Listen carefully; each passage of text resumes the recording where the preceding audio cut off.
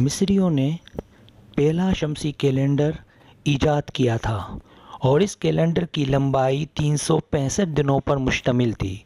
بعد میں انہوں نے ایک ستارے سائریس جو طلوع سحر سے پہلے دیکھا جاتا تھا کی مدد سے یہ معلوم کیا کہ سال کی لمبائی در حقیقت 365 دنوں کی بجائے 365 دنوں پر مشتمل ہے۔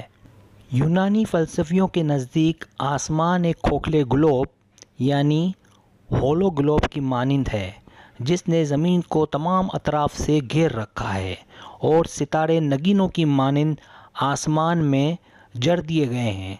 آسمان کے بارے میں ان کا یہ کہنا تھا کہ یہ کسی محور کے اوپر کھڑا ہے اور وہ محور زمین کے وسط میں گاڑ دیا گیا ہے۔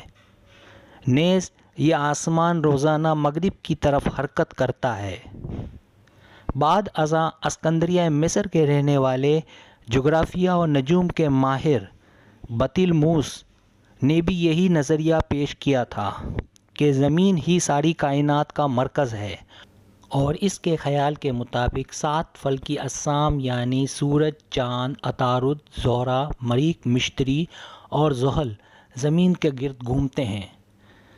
قرون وسطیٰ یعنی مڈل ایجز بھی علم فلکیات یعنی اسٹرونومی کا دائرہ زیادہ تر فلسفیانہ خیالات پر محیط رہا، اور اس میں نظری مشاہدات یعنی ویژول آبزرویشنز وغیرہ کا کوئی عمل دخل نہ تھا۔ تاہم ان تصورات سے کائنات کے خاکے کی ایک مبہم سی تصویر واضح ہو گئی۔ عہد بطلیموس کے بعد مسلمانوں کا دور شروع ہوا اور انہوں نے علم نجوم اور ریاضی میں بڑی ترقی کی اور شہرت حاصل کی۔ ستاروں کی مدد سے وہ مکہ یعنی سعودی عرب کی سمت معلوم کر لیا کرتے تھے۔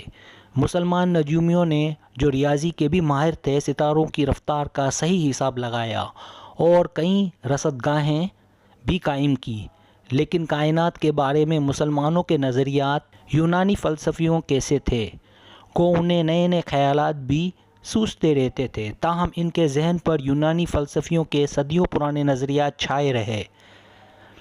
جہاں تک عیسائی نجومیوں کا تعلق ہے، ان کے پادری تو کسی قسم کی تبدیلی کے حق میں نہ تھے، یعنی انہوں نے علم فلکیات کے فروغ پر پابندی لگا رکھی تھی۔ پھر ایک ایسا وقت بھی آیا کہ لوگ زمین کو دوبارہ الٹے آسمانی پیالے یعنی آسمان کے نیچے ساکن اور چپٹی تصور کرنے لگے۔ کوپرنیکس پہلا شخص تھا جس نے ارسطو اور بطلیموس کے نظریات کو غلط ثابت کیا۔ اس کا دعویٰ تھا کہ سورج کائنات کا مرکز ہے۔ اس نے ان نظریات کو اپنی کتاب ڈے ریولیشن اوربیم کوئلسٹریم میں پیش کیا جو 1543 میں شائع ہوئی، مگر کوپرنیکس اسی سال مر گیا۔ اسے جدید فلکیات کا بانی کہا جاتا ہے۔ اس کے نظریات کو اٹلی کے مشہور سائنسدان گائی جیلیو نے سچا ثابت کیا۔ چنانچہ آج کل بھی علم فلکیات کی بنیاد اسی نظریہ پر قائم ہے کہ سورج کائنات کا مرکز ہے۔ کائنات کی کہانی بڑی طویل ہے اور جیسے جیسے مجھے موقع ملتا رہا میں آپ کو اس کے متعلق مزید تفصیلات بتاؤں گا۔ ویڈیو دیکھنے کا بہت شکریہ۔